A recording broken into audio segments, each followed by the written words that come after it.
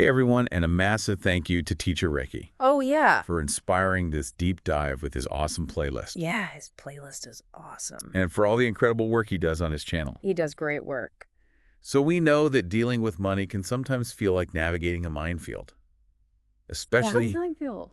especially if you've been bombarded with negative messages about wealth and success. Yeah. But here's the good news. Okay. Secrets of the Millionaire Mind by Harv Eker throws a lifeline to anyone feeling stuck in that rut. Interesting.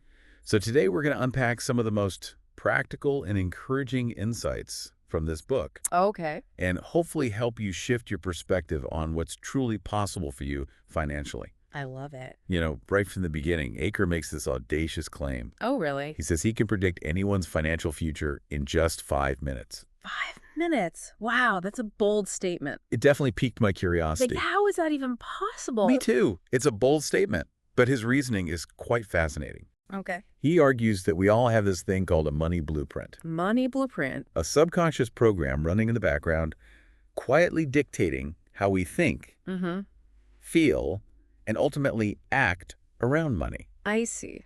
It's like having financial autopilot, but it's not always steering us in the right direction. Right. Makes sense.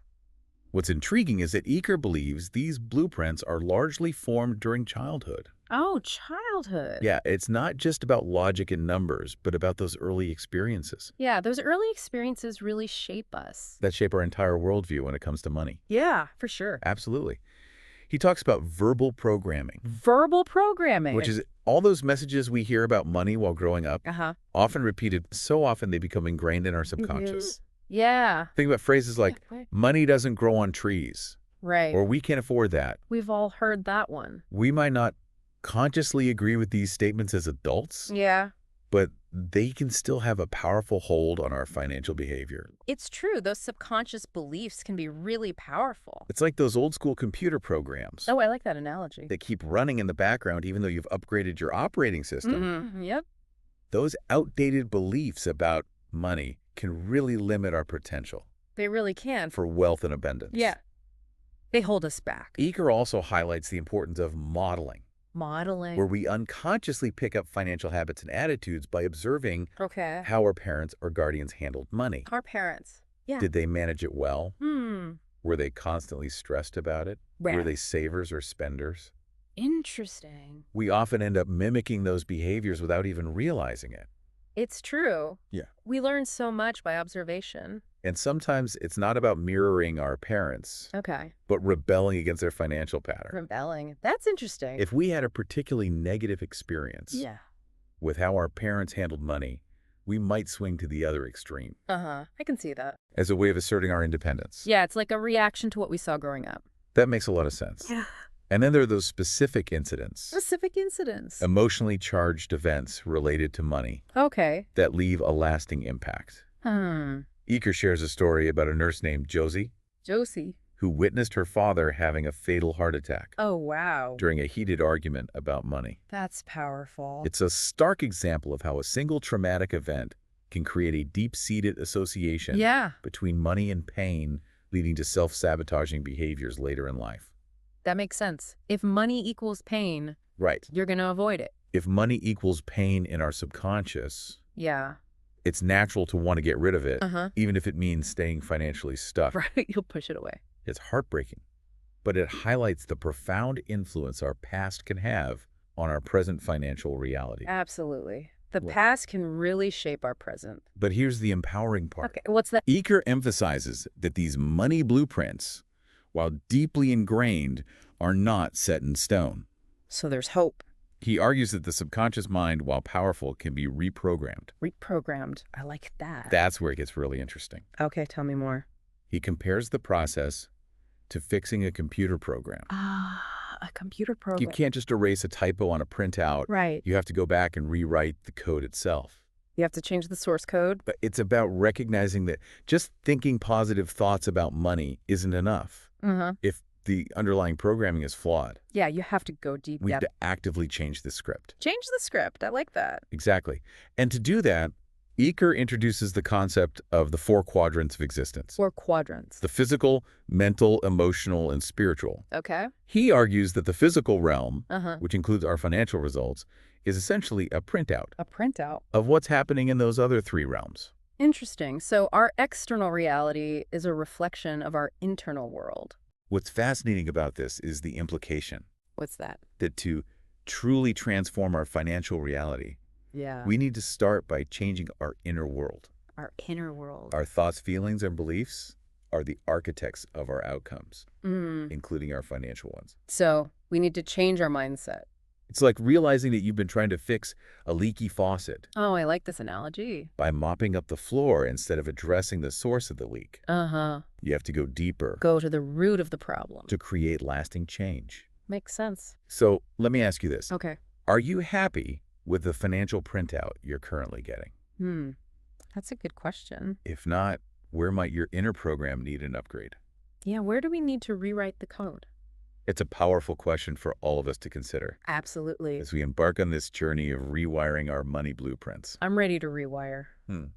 Yeah, that's where Eker's concept of manifestation comes in. Manifestation. He lays out a simple but powerful formula. Programming leads to thoughts. Thoughts lead to feelings. Feelings lead to actions.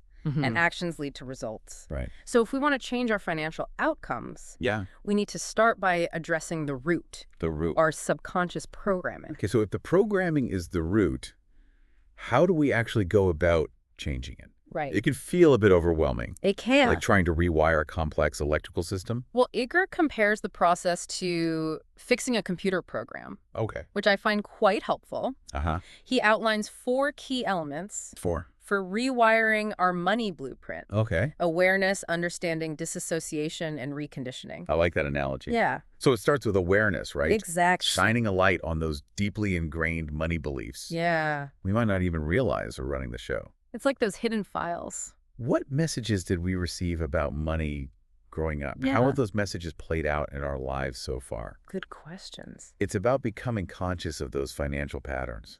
Yeah. That might be holding us back. Uh-huh. Then comes understanding. Okay. Understood. Realizing that this programming isn't our fault. Right. It's simply learned behavior. Learn behavior. This step can be incredibly empowering Empowering. How so? because it creates a sense of separation Okay. between who we are and the financial conditioning we've received. So we're not our programming. It's like realizing that you're not the computer, you're the programmer. I like that. You have the power to change the code. We have the power. Precisely. The next step is disassociation, Disassociation. where we consciously choose which parts of the old programming we want to keep Okay. and which parts we want to release. So we get to decide. This requires a bit of self-reflection and honesty Self-reflection. Yeah. about who we are now Uh-huh. and what we want to achieve financially. Right. It's about aligning our beliefs with our goals. So it's not about blindly rejecting everything we learned about money growing up, Right. but rather about becoming discerning See, and choosing what serves us. I like that. Choosing what serves us. Yes, and that leads us to reconditioning. Reconditioning. This is where we install new supportive wealth files Wealth files. by consciously choosing thoughts, beliefs, and habits Okay. that align with financial success. So we're creating new programming. Eker highlights the power of declarations, Declarations. positive statements said with intention, as a Uh-huh. powerful tool for reconditioning. Interesting. So we're speaking our new reality into existence. I've heard a lot about the power of affirmations and positive self-talk. Yeah, affirmations are powerful. How do declarations fit into that framework? Well, think of declarations as a more focused and deliberate form of affirmations. Focused and deliberate. They're not just about repeating positive phrases, Right. but about aligning our thoughts, feelings, and actions Okay. with our desired financial reality. So it's about embodiment. Exactly. Eker believes that by consistently declaring our financial goals and intentions, Uh-huh. we can reprogram our subconscious mind. Okay. And attract greater abundance into our lives. It's like planting a seed in the garden of our minds. I love that analogy. With consistent nurturing, that seed can grow into a flourishing financial future. Beautiful. And speaking of mindsets, Mindsets. Eker goes on to describe 3 distinct money mindsets: 3. the rich mindset, the middle class mindset, and the poor mindset. Interesting. He argues that understanding these mindsets is crucial for rewiring our own financial programming. Okay, let's dive into these mindsets. What are the key differences between them? Well, Eker suggests that people with a rich mindset Rich mindset. tend to focus on opportunities, Opportunities. think big, Uh-huh. believe in abundance, Abundance. and most importantly, take action. Action, that's key. They're not afraid to step outside their comfort zones Right. and pursue their financial goals with passion and determination. They see the glass as half full Yes. and are always looking for ways to fill it up even more. Exactly. In contrast, the middle-class mindset, Middle-class minds often revolves around playing it safe, playing it safe, seeking security, security, and settling for enough.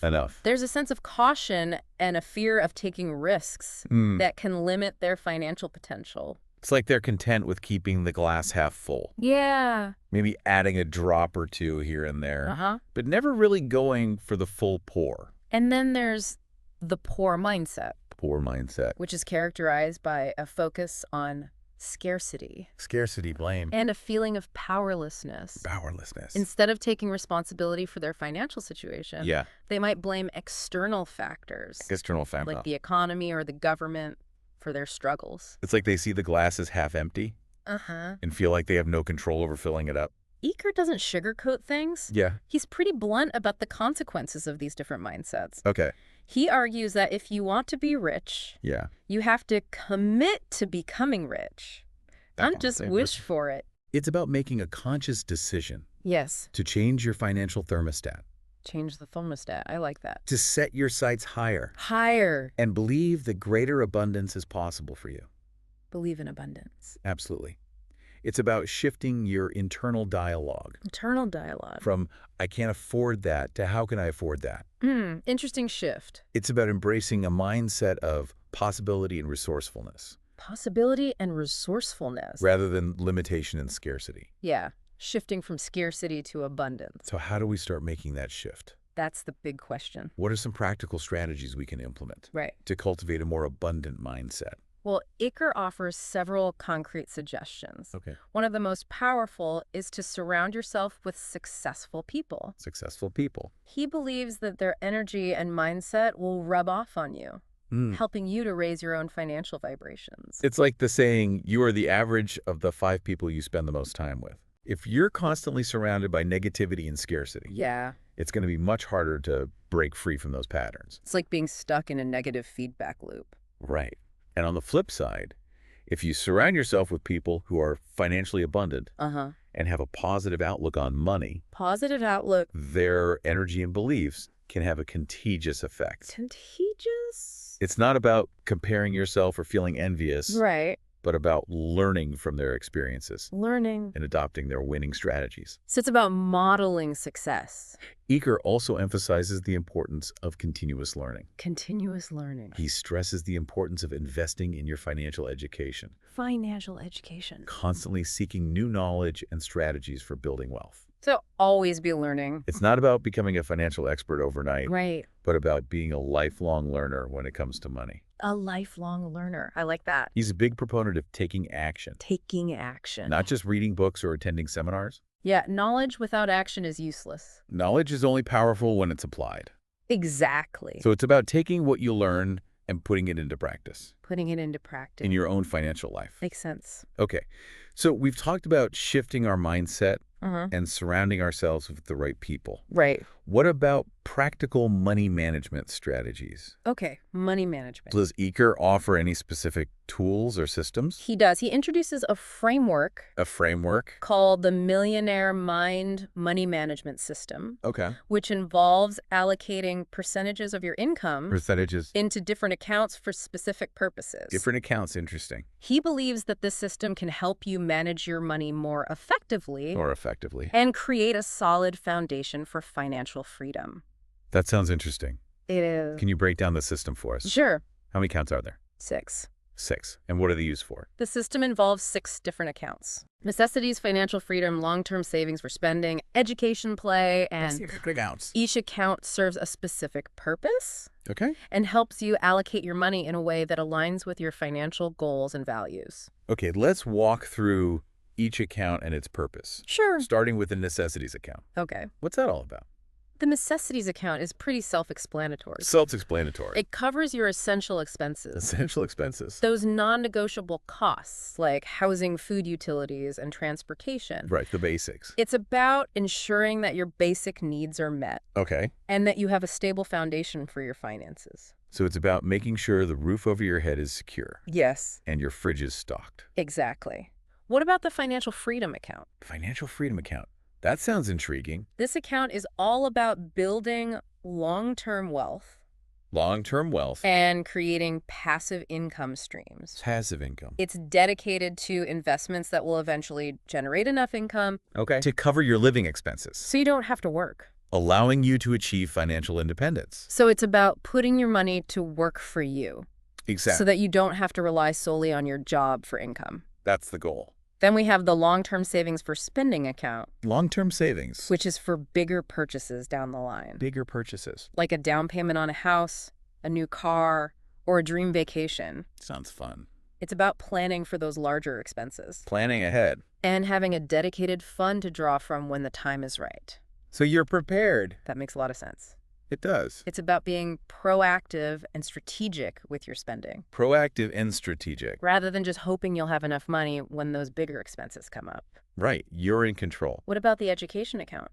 The education account is all about investing in your personal and professional growth. Investing in yourself. This could involve attending courses, workshops, or conferences. Okay. Buying books or online programs. Or anything that helps you expand your knowledge and skills. So it's about continuous learning. Eker believes that continuous learning is essential for achieving success. Success. In any area of life, including finances. It's about recognizing that knowledge is power. Knowledge is power. And that investing in yourself is one of the best investments you can make. Couldn't agree more. Now let's move on to the play account. Play account. Which might sound a bit counterintuitive. Counterintuitive. When it comes to financial planning. Yeah. But Eker believes it's crucial. Crucial. For maintaining a healthy balance in life. Balance. This account is dedicated to fun and enjoyment. Fun. Guilt-free spending on things that bring you joy and rejuvenation. So it's about giving yourself permission to enjoy the fruits of your labor. Exactly. And to experience life to the fullest. Life is meant to be enjoyed. It's about recognizing that money isn't just about bills and responsibilities. Right. It's also about creating positive experiences and memories. Memories. And finally, we have the Give account. Yeah, Give account. Which is dedicated to philanthropy and giving back to causes you care about. Giving back. Eker emphasizes that true wealth isn't just about accumulating money, but also about making a positive impact on the world. That's a beautiful sentiment. It is. It's about recognizing that we're all interconnected. Interconnected. And that we have a responsibility to use our resources to help others and make the world a better place. This system really resonates with me. Me too. Because it promotes a holistic approach to money management. Holistic. It's not just about saving or investing. Right. It's about consciously allocating your resources. Consciously allocating. To create a fulfilling and abundant life. I love how it encompasses not just our financial well-being, but also our personal growth, enjoyment, and contributions to the world. It covers all the bases. It's a reminder that money is a tool. A tool. That can be used to create a life of meaning and purpose. Meaning and purpose. Eker encourages readers to start tracking their net worth. Create a budget. And identify at least one area of their money blueprint they want to upgrade. He believes that these small but consistent steps can lead to significant financial transformation over time. Small steps, big result. It's about taking action and not being afraid to experiment. Experimentation. Even if you don't see immediate results, trust the process and keep moving forward. Trust the process. It's like planting a seed and patiently nurturing it. Until it blossoms into a beautiful flower. One of the things I appreciate about Eker's approach is his emphasis on balance. He acknowledges that money is just one aspect of a fulfilling life. Right. It's about finding harmony between our financial goals, our relationships, our health, and our spiritual well-being. He doesn't advocate for becoming a workaholic. No. Or sacrificing your happiness in pursuit of wealth. Happiness is key. He believes true success encompasses all areas of life. He also reminds us that money is a tool. It's not inherently good or evil. It's how we use it that matters. It's about our relationship with it. We can use it to create positive change. Positive change. In our lives and in the world. Yeah. Or we can let it control us and create more stress and suffering. It's all about our choices. Exactly. It's about taking ownership of our relationship with money. Ownership, And yeah. making conscious choices about how we earn, spend, and invest it. Conscious choices. Eker encourages readers to explore their beliefs about money. Explore their beliefs. And to identify any limiting thoughts or patterns that might be holding them back. Those limiting beliefs can be sneaky. He offers a variety of techniques for rewiring those beliefs. Oh, like what? Including affirmations, visualizations, and gratitude practices. I love gratitude practices. These techniques can be incredibly powerful for shifting our subconscious programming. Subconscious programming. And aligning our energy with greater abundance. Aligning our energy. Wow. What I find particularly interesting is his emphasis on gratitude. For gratitude. It's not just about focusing on what we want, but also appreciating what we already have. Appreciating what we have. I love that. Gratitude is a powerful practice. It is. That can help us shift from a mindset of scarcity to a mindset of abundance. Abundance. When we focus on what we're grateful for, yeah, we open ourselves up to receiving even more blessings. More blessings. It's like sending a signal to the universe that we're ready to receive more good things in our lives. I love that analogy. Eker also emphasizes the importance of taking responsibility for our financial situation. Taking responsibility. Acknowledging that we have the power to create the reality we desire. We have the power. It's about shifting from a victim mentality to a creator mentality. Recognizing that we're not at the mercy of external circumstances. Right. But rather active participants in shaping our financial destiny. We are the creators of our reality. It's about empowering ourselves and taking control of our financial future. Empowerment and control, yeah. Rather than feeling helpless or resigned to our current circumstances. We're not helpless. Eker's message is ultimately one of hope and empowerment. Hope and empowerment. I like that. He believes that anyone can achieve financial freedom. Financial freedom. If they're willing to do the inner work. And take consistent action. Action is key. Secrets of the Millionaire Mind is a valuable resource. It is a great book. For anyone who wants to understand their relationship with money. Understand their relationship with money. And create a more abundant life. Create a more abundant life. It's a practical and inspiring guide. Practical and inspiring. To rewiring our thinking and unlocking our full financial potential. Unlocking our potential. It's definitely a book that can change your perspective on money. Change your perspective. And inspire you to take action. Take action. Towards creating the financial future you desire. The future you desire. And before we wrap up, I want to give another shout out to Teacher Ricky. Oh yeah, Teacher Ricky. For suggesting this book. Yeah, great suggestion. And for all the amazing work he does on his channel. He's amazing. If you enjoyed this deep dive, be sure to let us know in the comments. Leave a comment. What resonated with you the most? Yeah, what stood out? What are some key takeaways you're going to apply in your own life? Put it into practice. And if you have any other books or topics you'd like us to explore, drop us a message. We're always looking for new ideas. We love hearing from you. Yes, we do. Don't forget to like, share, subscribe, and let us know where you're watching from. See you next time. Bye, and see you, Millionaire.